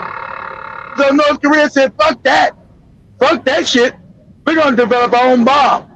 And we got the military that you try to invade us, motherfucker, it's going to be death up in here. So they listen like Gaddafi, and okay, don't build a bomb. We're not going to do nothing to you. Shit. Look at Gaddafi. What they do? They invaded Gaddafi. They had Gaddafi raped in the streets. They raped his ass in the streets. Put him through the streets and raped him with like some crazy ass objects, raping his ass. Pulling his skin off his bones. Okay? What they do with Saddam? He was hiding in the desert when they got him in Iraq. And when they got him, they hung his ass. Get your ass out that desert. They hung his ass. Everybody see him. Yeah. You better build the weapon. You better build that bomb. The Africans should have been learned that shit. The Africans, where's all the uranium mostly in the world? In Africa. Why Africans ain't built no fucking bomb? They got all these goofy niggas in Africa. We promised not to build a bomb for the white man. And we promised the white man we won't try to build a bomb. We'll stay suckers and stay under your thumb and be fucked up and let you steal all our shit. We won't build a bomb. Fuck that. I'm building a bomb. Got your fucking mind against these savages? That's your only protection. You build a bomb with these savages. That's all they understand is pure power. You understand that? It's your obligation to your people to build a bomb against, especially Africa. You got all the damn money. You don't got all the resources. It's your obligation as your people to build a fucking bomb. Because they're coming to see you because you got everything they want and need. So it's your obligation to build a bomb. I'm not going to listen to no bullshit. Why I need a bomb? They're the ones going to protect you. But they're the ones always invading everybody and killing everybody. We'll protect you. Don't you build a bomb? Fuck all that. Shut the fuck up. I'm building every bomb I can build. I'm building it yesterday. So North Korea understood that. So the US, they don't get to talking that shit to North Korea. They just tell North Korea's a dictator. And like Joey said this morning, what you gonna do about it then? Yeah. What you gonna do about it? What business is yours? That's what you heard North Korea say. What you gonna do about it? Because I got a motherfucking nuclear bomb up in here waiting on your ass. So what you gonna? So North Korea don't give a shit what you get to talking. You don't care what you say. You ain't heard anybody say. You ain't none of these Europeans and Americans say, "Oh, we're gonna invade North Korea. We're gonna invade North Korea. We're gonna invade it." Because you don't know. They wanted to control the whole Korea. It's called the Korean Peninsula. So of course, as white people, you guys are looking at the World War II with Japan. You guys don't know Japan used to control Korea. Sadly enough, the Japanese are wicked too. They had the Koreans enslaved, all fucked up. Right? Now, with the Japanese is like the white man of Asia. He goes and invades other Asian countries, enslaves them, rapes them, beats them. So at that time, when they lost World War II, Japan lost control of Korea, the Korean Peninsula. And the north part of Korea was trying to do right by the people. So you've been given propaganda. The northern part of Korea was trying to make sure they had resources, they treat the people with respect and free health care, free education. You know who don't like that? The cats with the hats and other white people. So they funded and broke up Korea into the north and the south. And they wanted to have South Korea invade North Korea so they'd be what? Under their system. Remember, everybody outside their system, they must be invaded. Iran broke away from the system. You got the Sahel states outside their system. So North Korea knew they're coming back to see us. They never stop. So we're gonna build a nuclear bomb. We don't give a fuck who says what. We don't care. Oh, North Korea is a terrorist. North Korea is this. North Korea is that. North Korea said, hey, oh, you Epstein file bastards, you go suck a baby's dick, which you've been doing anyway. So we don't care what you're talking about. We're going to build a bomb, a nuclear bomb, because we know you're going to come and see us. Now, you'll never have talking that shit. Remember, before North Korea got their bomb, it was always, oh, we got to go invade North Korea. We got to give them freedom and justice. We got to go free North Korea. They don't say a goddamn thing about no North Korea no more. They don't talk about invading them, bringing them justice, bringing them democracy. They don't talk that fuck shit no more, do they? Go ahead, Joe. The Iranians. Well, they saw what happened to Gaddafi when he gave up his nuclear weapons, right? Yeah, that's exactly right. He gave them up. North Korea has its own nuclear deterrent, and that's of course, right. Iran does not. So that's right. They're surely going to seriously contemplate getting nuclear weapons. By the way, I said you'd be a fool not to build it. Gaddafi was a fool. He was talking about getting rid of the American dollar. That's his first thing. Stupid, keep your fucking mouth shut. I'm giving Joey credit. Keep your mouth shut and do it in secret. If you want to build your own gold, keep your mouth shut and do it behind the scenes. And they gonna catch you. They got spies. Once they got spies, they gonna catch you. But you should have been worried about building that nuclear bomb first, so to protect yourself. Because you go outside this system, you like Joey decide to be in the house eating her sardines by herself. I'm to come see her ass. Go ahead, Joe. Ayatollah Khomeini, who was murdered on February 28th, was, by almost all accounts, the principal block to Iran getting nuclear weapons. Isn't that ironic? Yeah. Isn't that ironic? And almost everybody agrees that his son, who is now the new head of Iran, is more likely to get nuclear weapons. So anyway, what we want to understand, Tom, is that when the war is over with, there are going to be powerful incentives for Iran to get nuclear weapons, and it's going to have the capability for sure. And they probably, I'm gonna tell you right now, I believe Iran already built that motherfucker. They ain't told nobody. I believe Iran already built it and got it hidden in one of them fucking mountains. They've had the they got the capabilities. I believe they already built it and saying okay, and just waiting for the day Israel when they look, fuck it, we're gonna drop a nuclear bomb on us. Okay, you think so? You think so? You better get that out your mind, because we already got the capability and we already built one. I'm telling you, I think Iran already has one. Because you'd be a fool knowing these savages who they are. You'd be a fool not to have built one. You've been stupid not to have built one. You know they were coming to see you. And remember, they've been killing. The Mossad have been running around killing all the Iranian nuclear scientists. They know you were trying to build one. Israel have been going around with Mossad spies in Iran, killing all the nuclear scientists. So you'd be a fool not to build one. I believe Iran already got one. Go ahead, Joe.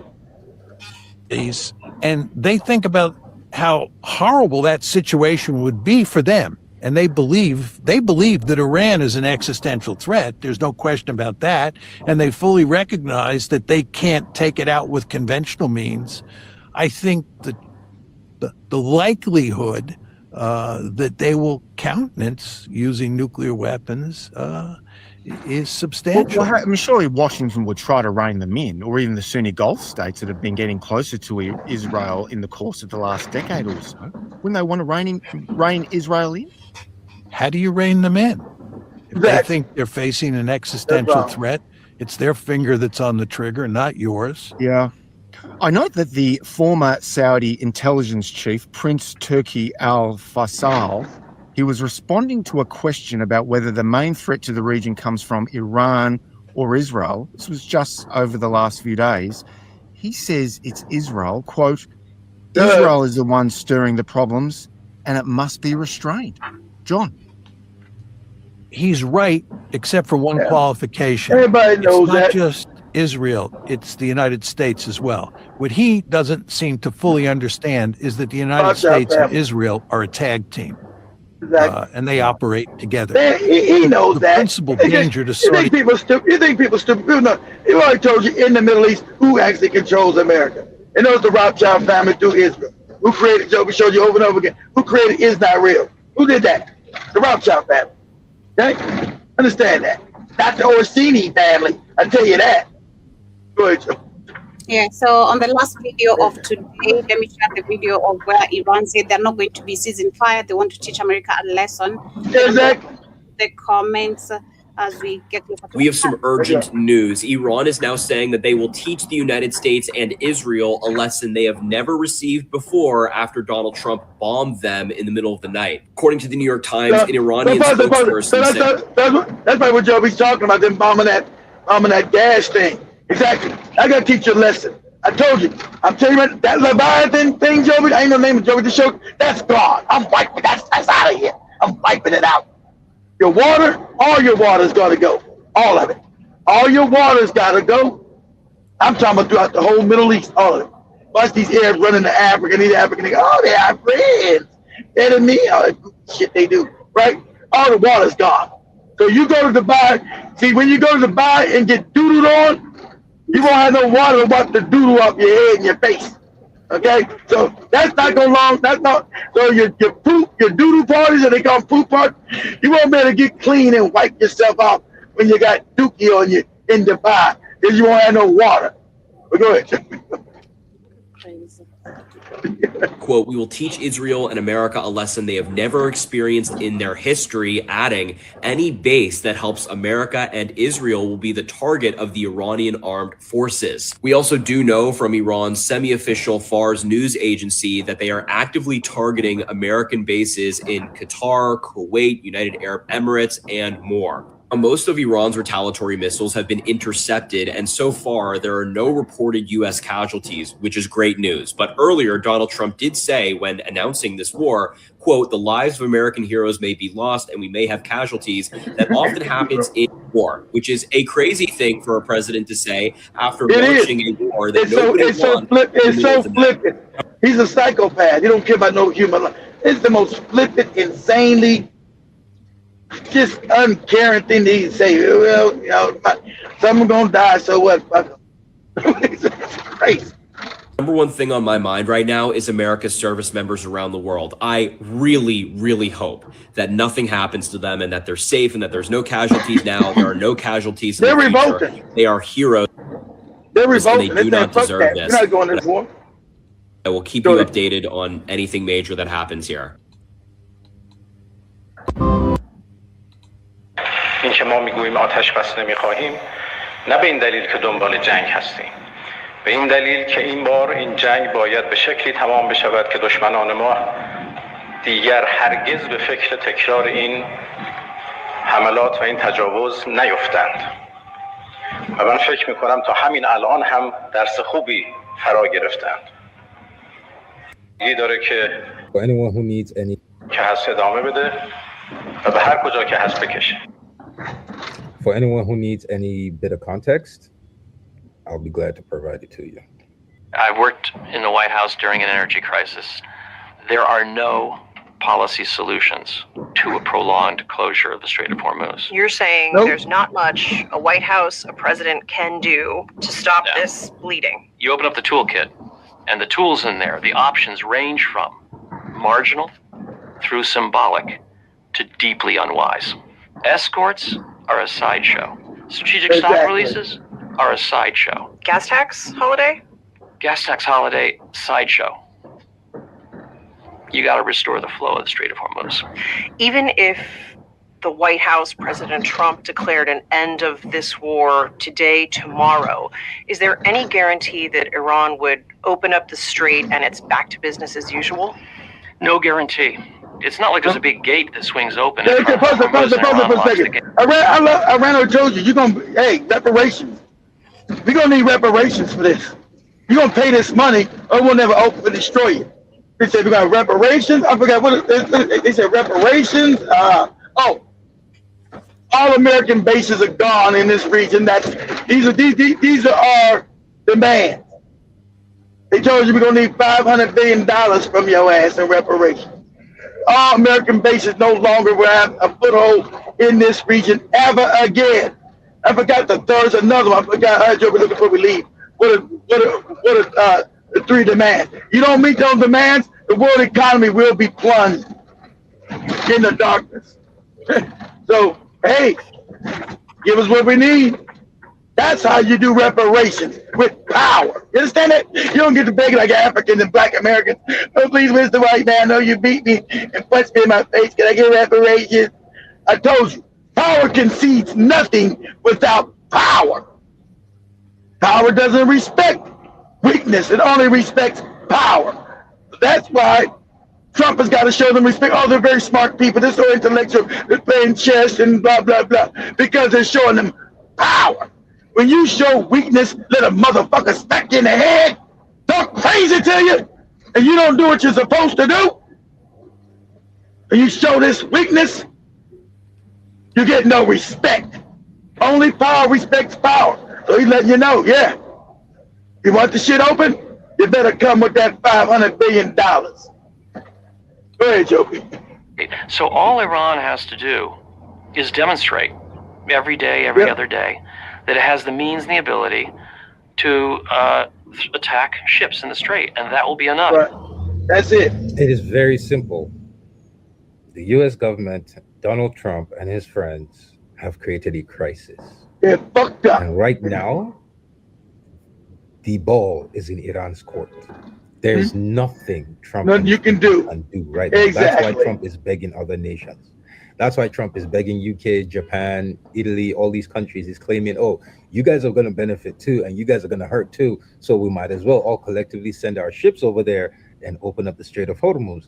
And Iran has demonstrated it doesn't matter who you bring, we're going to blow it all up. Come over here. Nobody's passing through this shit. Exactly. And for added context, Matt Smith monitors ship activity in the strait as an oil market analyst for Kepler, which tracks global trade and shipping. He made this time lapse showing how quickly ship traffic moved around the bend of the strait in the days before the war. So on a normal day, you see about 100 or so ships that pass through there. When the bombing started with Iran, we saw it drop to about 70. On the Sunday, we saw it drop into the teens, and then since then it's just one or two tankers that are passing through there every day. All those red and green arrows represent oil tankers that haven't moved for the past 2 weeks. Fair to say this is a very expensive parking lot? It is a very, very expensive parking lot, that's right. The few ships that have moved are mostly from one country, Iran. And there you have it. I've already shown you a video yesterday where Iran has ordered all the ships in the Strait of Hormuz to turn off their engines. Any ship that turns on its engine, boom, kaplow. So Trump has started basically, for lack of a better word, Trump has helped start to rebuild the Persian Empire. If you go to my TikTok, back up TikTok. Yeah, so let me share. Comment. Oh, one more quick. that video of what the 3 demands of Iran, then we wind. After nearly 14 days of intense fighting, Iran has now presented 3 major demands in order to bring the war to an end. Iran's president, Masoud Pezeshkian, said that the first condition is that the United States and Israel must officially accept that Iran has the full right to maintain its defensive capabilities, including its missile program. According to him, this is a matter of national security, and Iran will not give up this right. The second demand is about the damage caused during the war. Many Iranian cities and important facilities were hit during the conflict, and Iran says that the losses and destruction should be properly addressed and compensated. The third and final demand is for strong international guarantees. Iran wants clear assurances from the global community that in the future, the United States and Israel will not launch similar aggressive actions against the country. Again, Tehran believes that without such guarantees, lasting peace will be very difficult to achieve. In the end, everyone hopes that peace will return soon. Which side are you on? Nobody. I'm in Kenya. I'm in Kenya. I mean, that's the side I'm on, literally. I'm tackling Ruto here. It's not easy here. But as we literally wind up with today's conversation, shout out in the chat. I see 40 plus of you. Kindly hit the like button. Right. Hit the like button, family. Karibu What's up in there? Jibajaba, Karibu, and as I continue, I see Jibajaba, Ricky earlier, was saying if military draft happens, we'll ban Shapiro and 100,000 small hats in New York on food stamps. Exactly. Let them go. Exactly. Going fight for Israel. That's, I think, a question. And I also see Jibajaba earlier was talking about the oxtail, saying he doesn't eat no guts. He's not eating also no oxtail. Chitlins stink up the whole house. Flies all over. The whole house. The whole house. The people that eat them like Joey, they're just gonna always defend. How can you eat this stinking shit? I don't understand. How can you be eating something that's stinking in your stomach? Like it's like you just throw that shit up. I ain't never tried them. I'm never gonna try them. I don't cook it in my house. Personally, I'd rather buy it when it's cooked. I think I've cooked it in my house just once. How does it smell? I don't mind. I mean, something. Yeah, that's right. That's right. You don't mind because you eat sardines. Get out of here. Oh my gosh, Rico was saying I've been listening to the Colonel Douglas, Mark Gregor talking Iran kicking Israel and America ass. And shout out to Sister Michelle. Good afternoon to you. Hope you're doing great and nice to see you. Jabba says, yeah, Trump begged for the world. When the world said no, Trump says F off. I know it's crazy. At Sankenon Karibu. He was saying earlier, when was the last white on white war? Good question. And I was used to say it's a very good question. Been a long time. Remember, even though this. Let's put this in context. So the Persians that stayed in Iran, right? The ones that left Iran, they want to be white. They consider themselves white people, and they want to be white. They want to be the oppressor class. That's why they're so racist. The Persians who stayed in Iran, they consider themselves, they try to pretend like they're more the original Persians, the Africans who ran Persia, the great empires that were African. So they consider themselves more actual from that lineage. I know it's crazy, they invaded and they're white, but they consider themselves from that blacker part of Persia. When Persia was back a great empire when the Africans ran it. So, but the Persians you meet out in the world outside, they're racist as fuck. They're racist as shit, and they consider themselves white. They want to be collective whiteness. They want to be part of the oppressor class. So it's a weird, strange dichotomy that you're working with. Because when you do go to Iran, not many of those people are in there racist. It's weird. It's like a weirdness because you think. Because a lot of people don't understand that the Persians, the white Persians, they don't consider, they're just like, they're the same people, those Arabs, but they don't call themselves Arabs. Those are the same group of Turks. They're really Turks who invaded those areas from the steppes of Asia. They came down into Iran and overthrew the blacks, came down to what we call the Middle East, overthrew the blacks there, and assumed their identity. So you got the white people now calling themselves Persians, the original black Persians. You got the white people in Saudi Arabia, Abu Dhabi, Dubai, calling themselves what the original black Arabs were, black people. So you got a group of Turks come down that area and assume the identity of black people. Go ahead, Joe.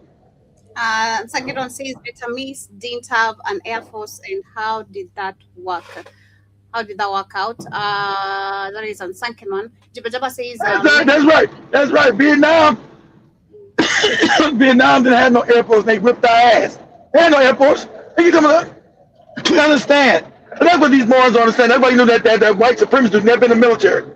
Air power, guys. I told you, air power never conquers anything. Yeah, you can bomb a bunch of people. Yeah, bombing your ass. But you can't stop. You can't control a country through the air. They can always dig tunnels like the Vietnamese did. Because we dropped more bombs on Vietnam than we did in World War II. So, look at, we're bombing the shit out these no good, dirty Iranians. We're bombing them. They don't take, you can't. I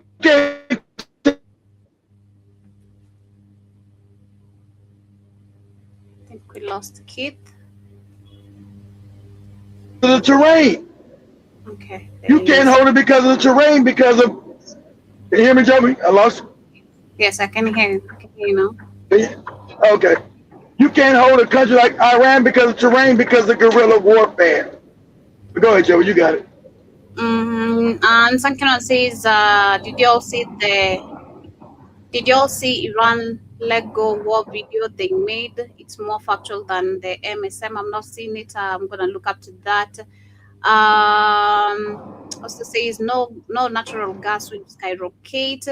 Now natural gas will skyrocket. Sister Michelle says Iran told them to evacuate. Yes, skyrocket. Good evening to you. Jiba Jaba says you have to stock up heavy on your staples, on your staples. Sorry, and says get your staple food. Staples like your ugali. They go crazy. They go crazy with that toilet paper and towels. That's made here, guys. You ain't got to go crazy with that. As we go crazy with the ugali, the cooking oil. Those are staples. I don't never use no cooking oil, no way. So. Jason says, and younger folks go rob Bentley and Rolls Royce. Sorry, dealership. While everyone starves. It's crazy. Yeah. Jibba says, findaspring.com to find free water. Oh, awesome. Jason says, feel bad for everyone coming back to this physical trap as a new born baby. So sir, Byron Scott, Karibu, nice to see you. Jibba sayes Iran is applying, I think that's what you meant. 3D chess and America is playing 3D chess and America is playing tiddlywinks. Tiddlywinks. That's something for kids. So it's Iran is playing a strategic game, Joe, of 5D or 3D chess, and Americans are playing a child's game.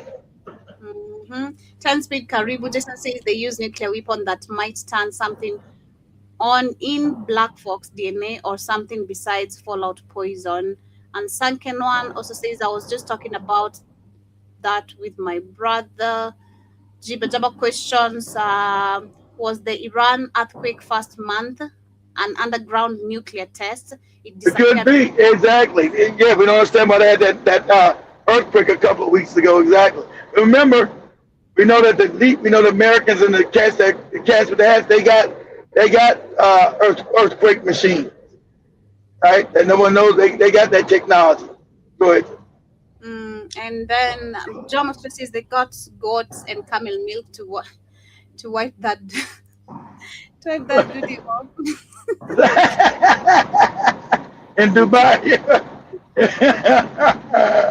You also see Tiba says remember odd and even plates to purchase gas. Yes, you remember that? That was a kid. Yeah, that was the embargo. That was when we lose the dollar was all messed up. I know Remember being a kid? It was bad in California. We were kids then. Yeah, you had to have your license plate, and if your number was even, you go on that day. If your number was odd, you went on that day. I was a kid. I didn't know what the hell that shit was about. I didn't know. I remember that gas is fucked up. I remember my dad complaining. It's all fucked up. Kind of shit. Kind of life is this? He's going. Like, what this motherfucker getting all mad about?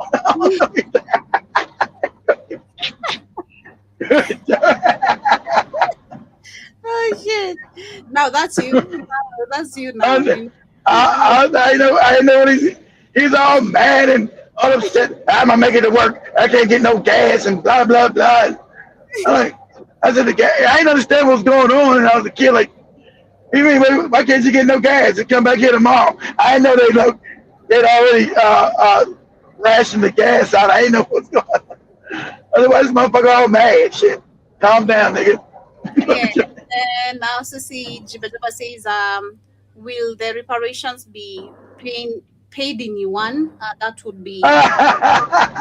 You're right. You're right, because if they hoping that America comes to its senses and they won't destroy the dollar. So of course they say, hey, don't make us destroy the dollar.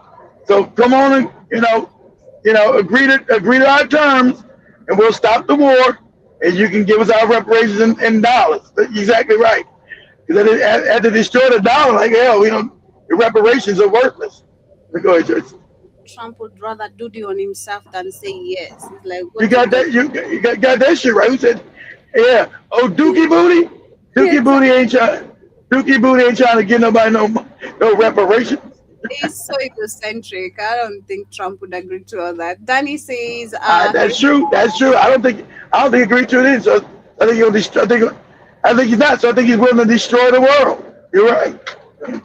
Danny says the coward John McCain got captured in Vietnam and gave up the. In Vietnam, so the John McCain who died. When he died, like, when did John McCain die? Like 2017, 2016. Yeah, when they kept his ass in Vietnam, he just told all kind of shit. Yeah, but literally those are all the comments. Much love, family. The end of today's conversation. I'm surprised we're allowed to have so many people in here today. Yeah, so I hope you plan to hit the subscribe button. Go to Blackout Fire Network on Google Play Store. Download the free app. That's Blackout Fire Network on your Google Play Store. If you got Apple, you're going to just go to the website. Go to blackoutfirenetwork.com on your Apple phone, because I'm not taking out my donation page. Even though you Negroes don't donate, I'm going to have to put cases on all you bitches. I'm putting cases on all you bitches. Where's my donation money at? I'm the fucking police. I'm the police up in here. I'm King Kong. Y'all just live here. Y'all better put cases on all you bitches.